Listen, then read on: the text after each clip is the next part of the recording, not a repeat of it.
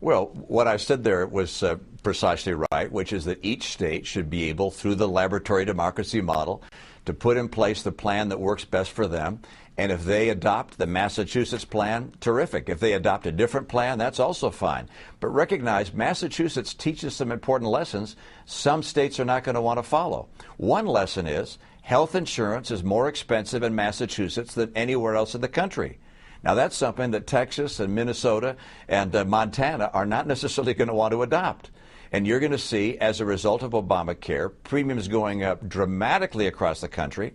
And again, going back to I think the key thing that the president is trying to get away from, and that is that he told people they could keep their insurance, and that was not the truth.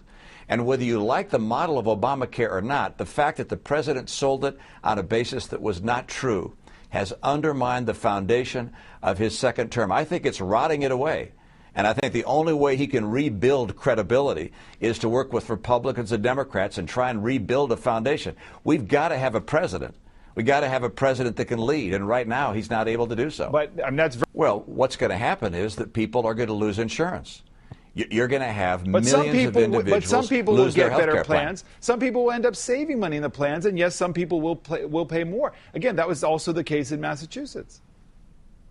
Well, that may well be the case, but the reality is that was not what was sold with Obamacare. Obamacare barely made it through Washington, as you know, and there's no question in my mind, but had the president been truthful and told the American people that millions would lose their insurance, and millions more would see their premiums skyrocket. Had he told them that at the time it was going through Washington, there would have been such a hue and cry against it, it would not have passed.